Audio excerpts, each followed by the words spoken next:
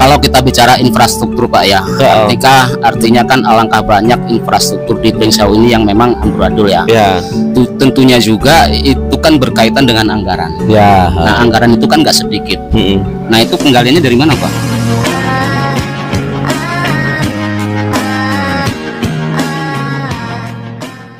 Sore hari ini hari Selasa tanggal 21 Januari 2025. Kami sedang berkumpul dengan para dewan yang sudah menyelesaikan forum komunikasi ya Pak ya. Nah kita pengen tahu sih apa hasil daripada diskusi itu Pak. Diskusi ini kan bermula pada teman-teman Bokir untuk kunjungan lapangan. Ternyata setelah kita kunjungan lapangan, bukan hanya satu titik jalan yang rusak, tetapi hampir di semua dapil ada kisaran 20 titik jalan yang rusak. Nah rusaknya rupanya sudah di atas 20%. Jadi kisarannya antara 20 sampai 50%. Nah sedangkan dalam aturan yang bisa diperbaiki adalah kisaran yang memang rusak ringan di bawah 20%. Nah dari diskusi yang diambil, ternyata dengan jalan yang rusak, semuanya rusak, terus kemarin banjir, nah kita mengadakan FGD dengan tema besar yaitu infrastruktur yang baik di Kabupaten Brengsau. Nah, ini artinya begini Pak, dari pembahasan hari ini apakah hanya infrastruktur atau ada yang lainnya? Untuk sementara memang infrastruktur. Kenapa? Kita kan konsentrasi terhadap infrastruktur ini kan menyangkut apa? Jalan, irigasi, drainase, kemudian sarana bangunan gedung yang lainnya. Nah kita memang fokus terhadap persoalan yang dianggap isu harapan masyarakat terbesar. Jadi memang kita karena sementara jalan Kabupaten Brengsau hampir ya kan 50% rusak ya kan. Jadi kita mengadakan forum diskusi untuk ke depan di 2026 PR-nya infrastruktur bagaimana kan? Kalau terkait dengan pertanian, kesehatan, pendidikan dan lainnya itu bagaimana? Belum. Tetapi di Bokir kan sudah terakomodir. Kenapa infrastruktur kita fokus? Ini contohnya. Dengan kita nanti memperbaiki infrastruktur yang baik, irigasi, drainase, ini mencegah banjir. Otomatis kotil efeknya adalah supaya tanaman kita nggak kebanjiran, kan akhirnya berserempet ke berimbas ke pertanian. Kita nyari yang dasarnya kan gitu. Kalau kita bicara infrastruktur Pak ya, alangkah banyak infrastruktur di Brengsau ini yang memang amburadul ya. Tentunya juga itu kan berkaitan dengan anggaran. Nah anggaran itu kan nggak sedikit. Nah itu penggaliannya dari mana Pak? Tadi diakumulasikan oleh Dinas PU. Ini kan kita butuh anggaran supaya 100% infrastruktur mantap di Kabupaten Brengsau khusus jalan. Ini butuh 1 triliun. 1 triliun kalau dibagi 5 ya kan. Ini kan bisa ketemu per tahun berapa kan gitu. Nah kita akumulasinya per tahun butuh untuk jalannya aja sekitar 350 miliar. Nah hari ini uangnya dari mana kan? Nah paling kita mengandalkan sumber dari DAK, kemudian dari DID.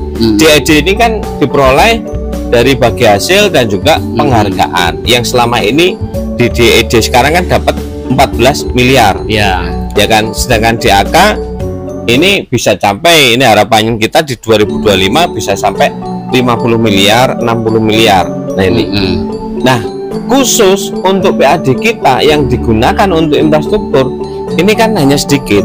Nah ini oleh karena itu kita mendorong pansus ini. Kita kepingin pansus setelah dibuat, setelah mengerjakan ya harus ada hasil. Makanya dari simulasi ternyata ada mandatori dari pusat menurut undang-undang bahwa infrastruktur itu kita harus 40% dari APBD. Nah ternyata baru terrealisasi 330%. Kekurangan kita untuk mandatori sekitar 110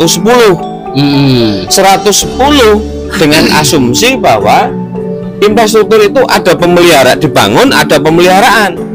Lah kemarin karena COVID dan semuanya ya kan, pemeliharaan nggak dilakukan dengan anggaran yang habis dan mandatori nggak dilakukan. Akibatnya apa? Kerusakan infrastruktur saat ini yang harusnya lubang kecil sekarang menjadi lubang besar, sekarang menjadi kubangan. Sedangkan itu tidak masuk dalam pemeliharaan. Itu harus dibangun. Kira-kira membutuhkan dana dengan asumsi perhitungan selama periodenya nanti Pak Rianto kan 1 triliun. Seandainya hanya dibangun, seharusnya 350, hanya dibangun 4 misalnya 4 miliar 1 kilo.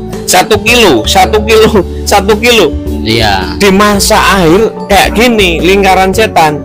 Dibangun masanya Pak Sujadi habis, rusak.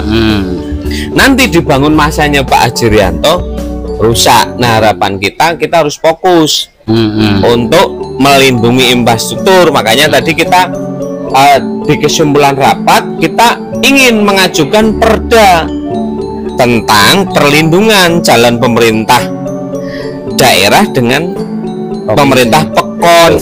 Sekarang giliran Bapak Sudiono, Pak Wakil ya, wakil daripada Pansus Pokir. Izin Pak, Bapak yang langsung turun ke lapangan waktu lalu dan saya juga mengikuti Bapak.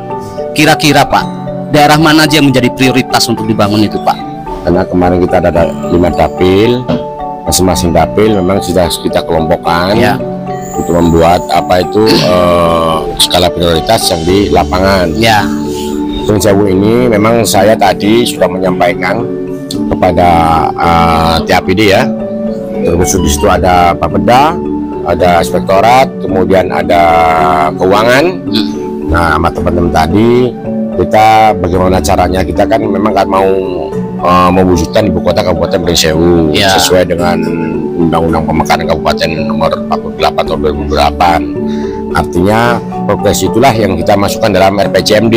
Nah, ini saya minta pada Bapeda untuk dimasukkan 5 tahun ke depan untuk mewujudkan ibu kota Kabupaten Prinsewu. Pusatnya di mana? Yaitu di Prinsewu. Termasuk menindaklanjuti dari RTH juga ada untuk dimasukkan di dalam apa itu RPJMD tadi kan, untuk bupati yang akan datang ini 2025 ya, 2030 ya. Nah, sifatnya itu bertahap. Artinya kita ya itu kan simbol ya, ibu kota kabupaten adalah itu simbol.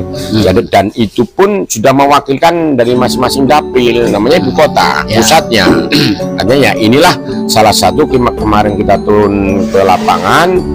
Ya, Prinsewu itu ibu kotanya selesai Pak. Kalau itu DNS itu adanya perbaikan, kalau itu infrastruktur lingkar pusat ibu kota terbenahi, ada dilakukan apa tuh perubahan, saya yakin.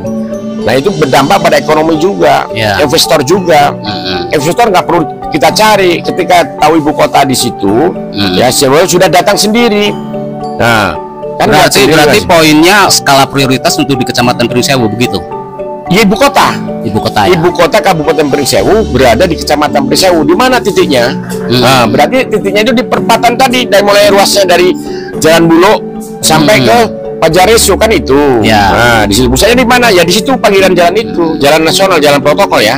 Nah, itu di situ. Nah, itulah yang perlu, meskipun anggaran kita tidak ada, yuk kita mulai. Ya, dapat semeter 2 meter katakanlah, itu kan artinya kita udah mulai. Gitu. Jangan dibiarkan. Ayo dimulainya itu dari mana Pak? Ya dari kita cantelkan dulu, kita masukkan di RPJMD tadi, kemudian dimasukkan dalam APBD 2026 nanti. Kemudian yang kedua lagi tentang RTH, ruang terbuka hijau.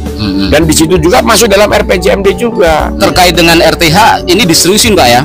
Kita seriuskan. Artinya kan begini Pak, untuk ruang terbuka hijau itu kan kita sama-sama tahu ya lokasinya di situ tuh. Di situ sedangkan di situ kan ada bangunan-bangunan yang harus dibebaskan. Nah, ya dari situlah perencanaan itu harus mateng. Akhirnya nanti yang ngatur secara teknis adalah pihak terkait. Kira-kira Pak, itu bisa dilakukan di tahun berapa Pak? Ya selama 5 tahun itu harus bisa terwujud. Nah gitu kan. Syukur alhamdulillah kalau menjadi bupatinya Pak Rianto bisa menyelesaikan 2 tahun. Nah, seperti itu.